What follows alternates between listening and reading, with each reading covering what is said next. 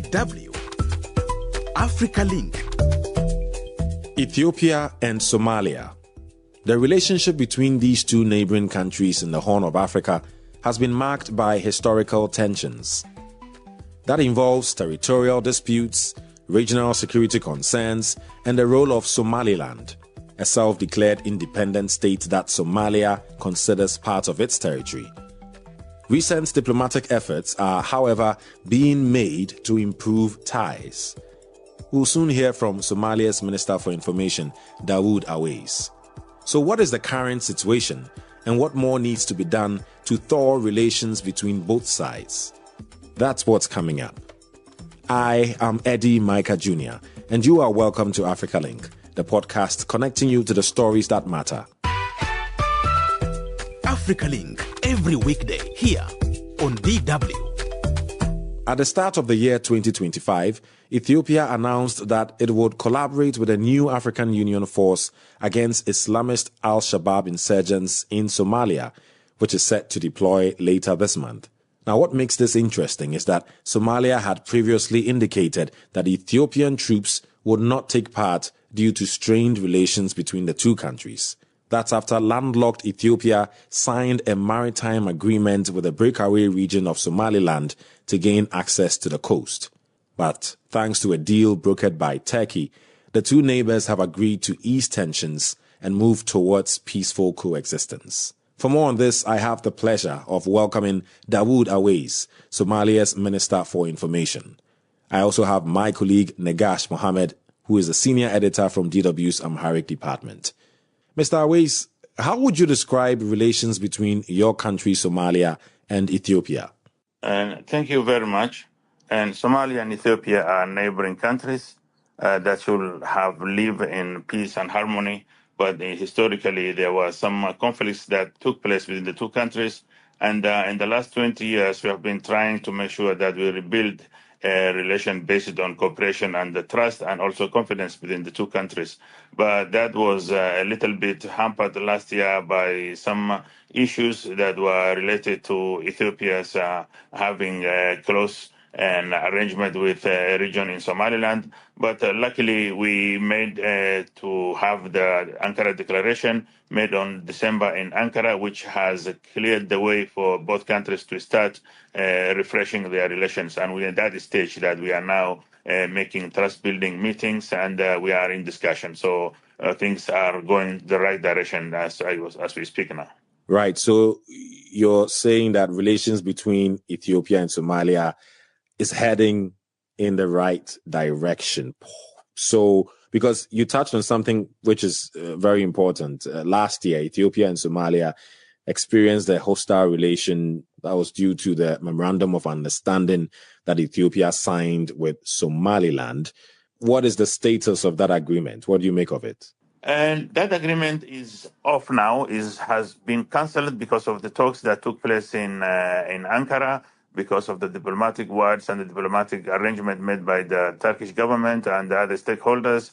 We came to conclusion and put it in the declaration itself that anything that has caused problems to the relations between the two countries is left behind, which means that the memorandum of understanding, including it, and from there we accepted that we have to start a new page, a new chapter of cooperation. And we really need each other because Ethiopia has been supporting Somalia in state building and in regards of sending troops to Somalia who have been helping Somalia, and Somalia as a neighboring country appreciates that support from Ethiopia. And we think that a new chapter can really help both countries. If you look at the cooperation of other regions in the region, you find that the benefits that they get when they are living in stability and harmony is much better than creating more conflict. So we think that there is a need for both countries to understand that there is a necessity for the cooperation for the benefit of the two countries and also for the whole region.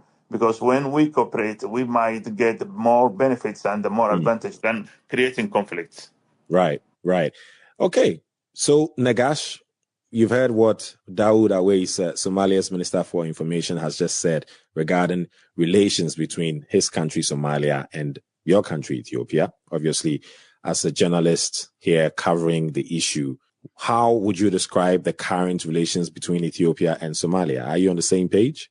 Mr. Aweis. Now, since September or October, things are looking very good. I mean, the relationship since Turkey took the, I think, to bring the two sides into a negotiating table.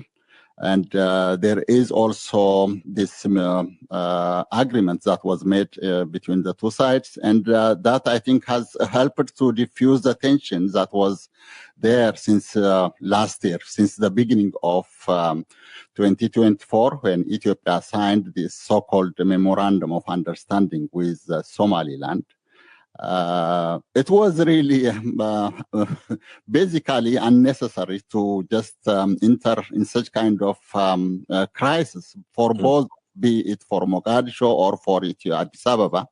But unfortunately, it has happened and it took many nerves. And things were very frustrating during the last year. But now this time around, at least the propagandas from both sides have been reduced, diffused. We are just hearing positive kind of things from both sides, and Ethiopian Minister of Defense has visited Mogadishu. I think it was last week, and it looks things are going in the right direction, as Mr. Aweis has put it. Okay, so where does this leave relations between Ethiopia and Somaliland? It's not clear. Mr. Aweis has said that the MOU, the Memorandum of Understanding between Addis Ababa and Hargeisa, has been cancelled, but I haven't heard from the Ethiopian side or from the other side, from Hargeisa. They say that it is, after all, a memorandum of understanding. It's not a clear agreement, or it has not yet approved. It was said when it was signed that within a month, the two parties will approve it. But still, it is there. I mean, it hangs on the balance. We don't know. I mean, officially, they have not yet cancelled. Minister Daud, so are you against Ethiopia having any sort of relationship with semi-autonomous Somaliland, which considers itself independent from Somalia? Somalia and Ethiopia are neighboring countries that should live in harmony and cooperation. And when it comes to dealing with some regions in Somalia, still the gates are open for Ethiopia to have relations with Somalia and also to benefit from Somalia, and the vice versa, Ethiopia and Somalia to benefit from Ethiopia. And the issue you raised about the relations or cooperation, we know that there are some sort of arrangement that Ethiopia uses the Berbera port in Somaliland, and there are some other businesses that go between the two sides. That is something normal that countries that are neighboring should do and should exercise. But always there has to be the sovereignty issue, that both countries should respect the sovereignty of each other. And if there's any arrangement that Ethiopia wants to do in Somalia, whether in one region or the other region, Somalia is ready to have collaboration with Ethiopia, but it has to be based on respecting the sovereignty and the territorial integrity of Somalia. That is the base and the principal thing that cannot be negotiated. For the issues of Ethiopia having a good relations with Somalia will depend on how the mutual benefit of both countries will be. And I repeat again that the issue of sovereignty has to be there. And that is going to be a very benefit for both countries. Right.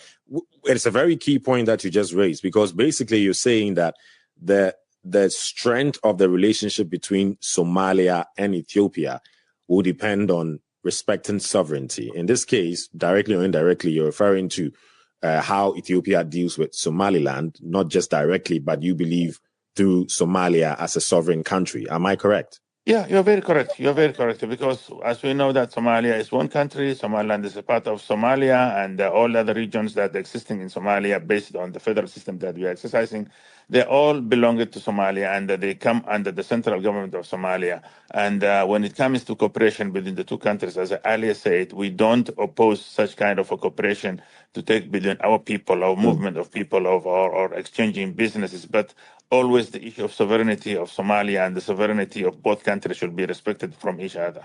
It takes two to tango, right? It means that understanding must also be clear in Somaliland.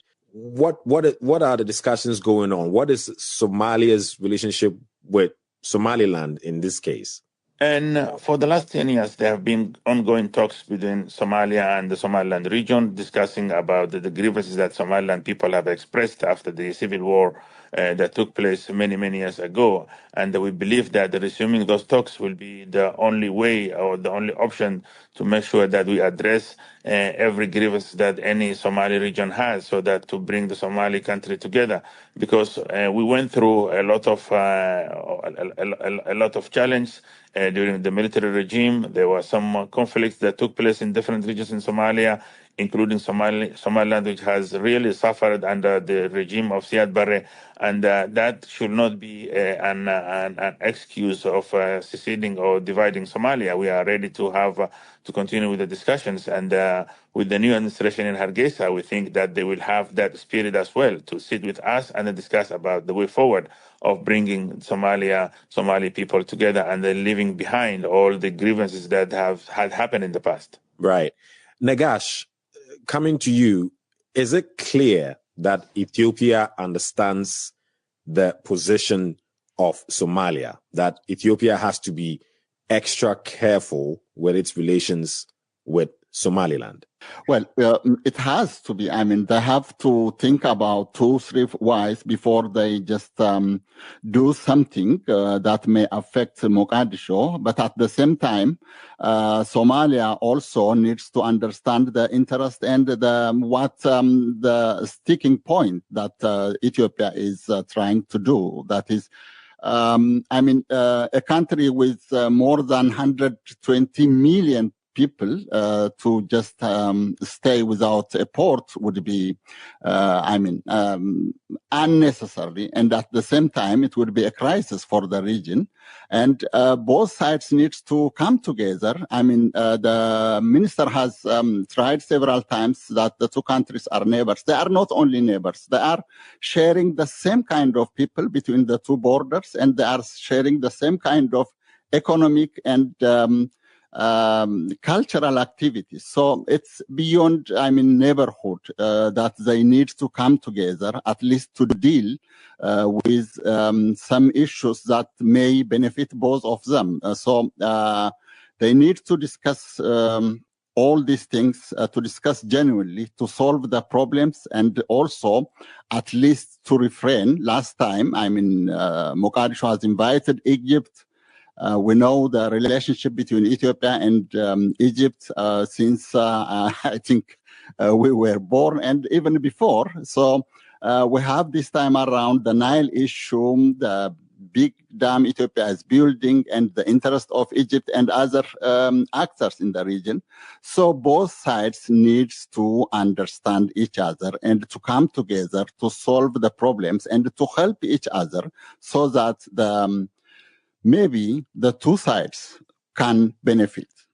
Mr. Aweis, what do you make of the submission by Negash? I think it's very true, because we know the history of this region. Somalia and Ethiopia cannot be separated. They are neighbors, and they are also brothers and sisters. And neighbors do not leave each other. We will live together until this world ends. And we have to make sure that we bring more issues that can bring us together, rather than creating things that can set us apart. When it comes to the population of Ethiopia, it is true. And that's why in my comments, I say that both countries need each other, and we need Ethiopia and Somalia, and Ethiopia also needs us. When you look at the business or interest or economic interest, having a neighbor that has got more than 100 million is a good market. So we have to take advantage of that, and Ethiopia also should feel the benefit. What we are talking here about is to make sure that we need the cooperation, but we have to follow the proper channels of achieving that.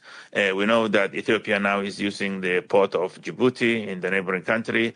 Sometimes they use the port of Berbera. We can all make these arrangements in a smooth way, and by following the international rules, by respecting neighborness and cooperation that exists in the region.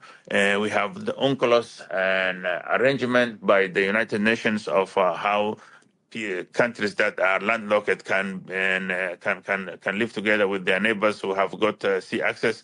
So all these arrangements are clear, and they need to be worked on to make to show it that it's creating more cooperation and not making an image of a conflict or trying to intimidate or maybe to use other norms that are not helpful. What we are talking about is, yes, we understand the challenge that the Ethiopian people are facing, but we are ready also to sit together and find the proper channels that can work.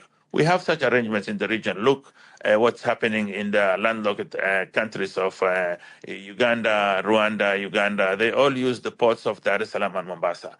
And it's a commercial way of integration. It's a commercial way that brings jobs and economic boost or economic recovery for this country. So we are open also to exercise such arrangements, which is going to help both of us. Right. So Ethiopia announced that it will collaborate with a new African Union force against Islamist Al-Shabaab insurgents in Somalia. That has been a serious challenge in Somalia for years now. Actually, the African Union force is set to deploy later this month. Somalia had previously indicated that Ethiopian troops would not participate due to strained relations that we've been talking about. What does that mean for you now that Ethiopia is going to collaborate with this force to help fight against Al-Shabaab insurgents in Somalia? After the Ankara declaration, there have been talks between the two sides. And recently, as my colleague said, there was a delegation that came from Ethiopia. They held talks with their counterparts here in Somalia, and there was some progress made towards the inclusion of Ethiopian forces into the new African Union mission. That is a good gesture that can help and promote a good gesture of relations between the two countries. We welcome that, and we are very happy that finally we agreed. We reached a level to make sure that the past is not hampering our future. So that was one of the steps that I can say was a very welcoming step that will help to boost the relations between the two countries and the Ethiopians to continue their support and sacrifice. And we really appreciate the sacrifice that they put in Somalia for the last 10 years when they were part of this African Union mission. And also there were also some other arrangements where normal Ethiopian forces who are not part of the African Union mission were also helping in areas that we really needed their security support. So I think the doors are now open for both countries to be very sincere to each other. So you call it a welcome move. Still on relations between Somalia and Ethiopia, Somalia had threatened to force Ethiopia to remove some 10,000 experienced troops from the shared border in the country's southwest, among the worst impacted areas by Al-Shabaab. What's the situation now? Has your country relented on its threat? What's the situation on the ground now with that? What I can tell you now is that the recent visit of the Ethiopian Minister of Defense has made some progress in terms of the security cooperation with the two countries. We are now at the stage of the number of forces of the Ethiopians who will be part of this new AU mission. And the two countries are still open to discuss the other issues, like the one you have mentioned now of the non-African Union mission arrangement forces from Ethiopia, how they can operate in Somalia. So the talks are still going on, and we will make it public once all the things are in place and are agreed. Okay. Negash, let me come to you. What do you want to add to that in terms of Ethiopia's position on its troops remaining or leaving, or discussions still going on? Basically, the Ankara agreement or declaration has opened a new chapter. At least the propagandas have been diffused since then. As we have mentioned several times, the two countries' officials are now discussing and visiting even one other's capital. So they need to discuss further. I think last year things were very different than today. And we all were, talking about the maybe the conflict or a war between the two countries. But now things are changing, but it still needs further discussion. The details are many, and things needs to be sorted out by the two sides. So it's a good beginning. Whether Ethiopia will deploy extra troops than the African Union, or whether Somalia allows Ethiopian troops to maybe extend their mission there in Somalia. This is something that the two governments need to sort it out and to come together to agree on some issues. Talking about dealing especially with security issues, Ethiopian Defense Minister Mohammed led a high-level visit to Somalia, meeting President Hassan Sheikh Mohamud, and delivered a message from Prime Minister Abiy Ahmed. Negash, what more can you tell us about the message? Well, it was a positive message, as I have said, and they are at least officially trying to just begin a new positive and maybe encouraging kind of relationship between the two countries. And no one will benefit from conflicts and maybe with some kind of things that we have seen during the last year. So it's very important for both sides to come together, as I have said several times. And the two officials, Mogadishu and Addis Ababa, now they are, I think, in the right track, but they need also to do much more to strengthen what they have just begun to do. Right. Mr. Aweis, touching on Al-Shabaab, because as we said earlier, collaborating, with neighbors to fight against this insurgency is very key. Al-Shabaab has been waging a bloody insurgency against Somalia's arguably fragile federal government for more than 17 years and has carried out numerous bombings in Mogadishu and elsewhere in the country. How hopeful are you that, based on the stage we are now, that this threat will end sooner rather than later?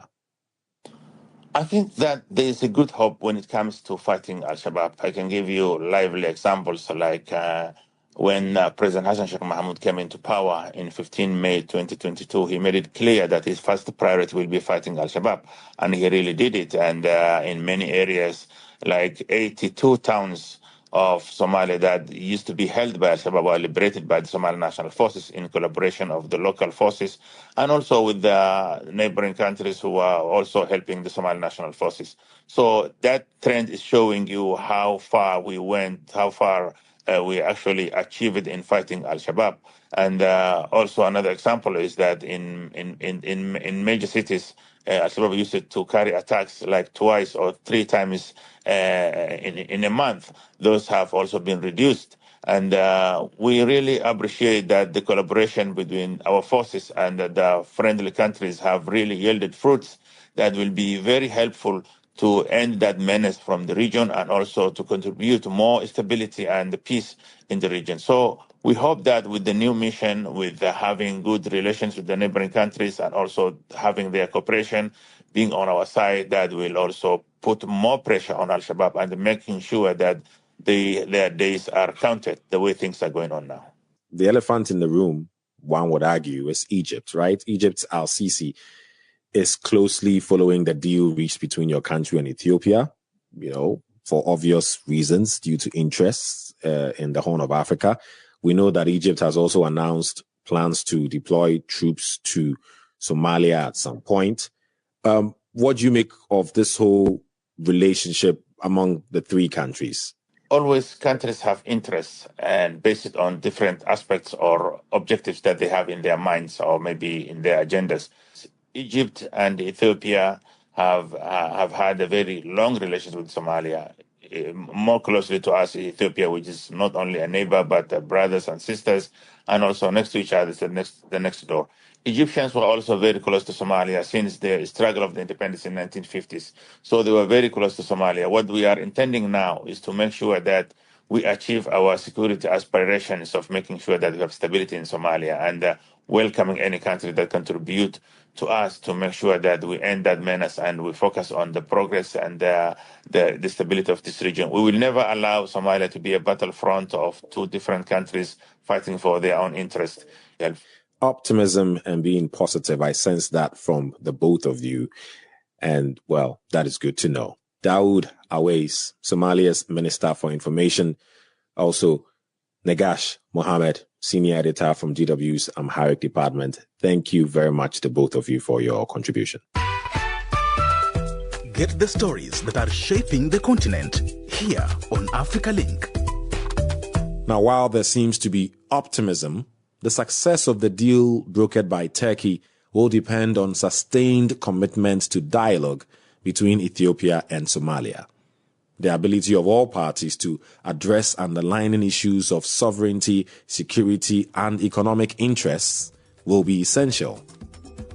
So what do you think? Share your thoughts with us on our Facebook page, DW Africa. Listen to us on Spotify or wherever you get your podcast from. Don't forget to click follow so you never miss an episode. This show was co-produced and edited by Isaac Mugabe. And I am Eddy Micah Jr. Thanks for listening. DW News. This is Mimi Mefone with the DW News. Rescue operations at an abandoned gold mine near Stilfontein, South Africa, have saved over 24 illegal miners and recovered 9 bodies. Efforts are underway to reach those still trapped.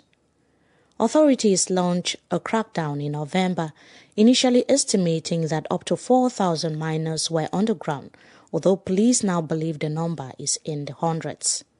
The government, which has been accused of cutting off food and water to force miners out, claims that over 1,000 illegal miners in the area have been apprehended. As recovery efforts continue, a group representing the miners said at least 100 illegal miners in an abandoned South African gold mine have died from suspected starvation and dehydration after being trapped underground for months. At least 40 farmers were killed in an attack in northeastern Nigeria's Borno state, which was reportedly carried out by the Islamic extremist group Boko Haram and its faction aligned with the Islamic State. The attack took place on Sunday, and officials are now working to track survivors and reunite them with their families, according to Information Commissioner Usman Tar. Boko Haram has waged a violent insurgency in the region since 2009, seeking to impose a strict Islamic theocracy in Nigeria.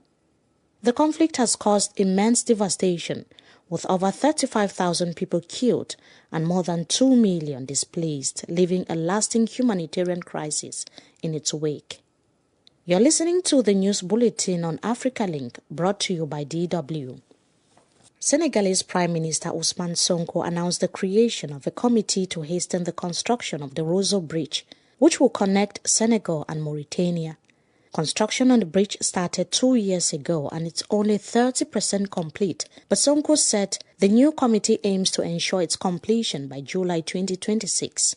He made the announcement during a 3-day official visit to Mauritania, which aims to strengthen ties between the two countries. And finally, a ceasefire in Gaza could be within reach. Negotiators are expected to meet in Doha today to finalize the details of a possible agreement between Israel and Hamas. U.S. President Joe Biden says a deal is on the brink and would include the release of hostages and halt fighting after more than a year of war. Biden made the announcement about a possible ceasefire deal in Gaza during a speech to the U.S. State Department, where he also cited what he believes to be his achievement on the war stage. He highlighted his administration's work on unifying countries to support Ukraine and to strengthen NATO. He also said his administration has stood up to China on unfair trade practices. That's all for today. For more news, visit our website dw.com or download our mobile app. My name is Mimi Mefoneu.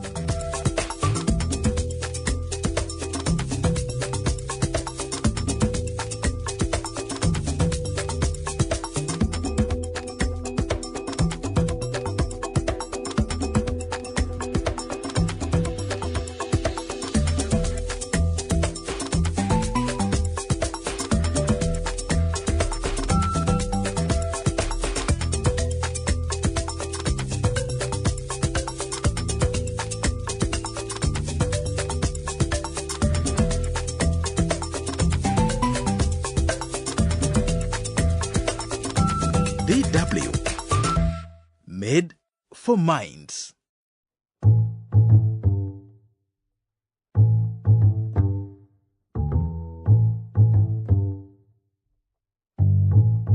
Science Unscripted. Hello and welcome to Science Unscripted in the new year, together with me, Connor. And me, Gabe. Welcome back, Connor. Welcome back, Gabe. God, is it good to have you back. Yeah, it's good to be back. It's, I mean, nobody who's listening to this can see this, but outside the window behind me, it is snowing like crazy here in Bonn, Germany. That's rare. That's a rare occurrence these days. That we get a lot of snow. 60 meters above sea level, 180 feet above sea level. We're pretty low. Yeah. Not too much snow. Right now we got the winter fantasy happening right before our eyes. Yeah. And the emails have been pouring in. Yes. Not about the snow, about your situation. I want to just again say thank you to all of the people who've written in, to me specifically, about what happened back toward the end of November. Mixture of some emotional emails, some really thoughtful people out there just wishing me well, wishing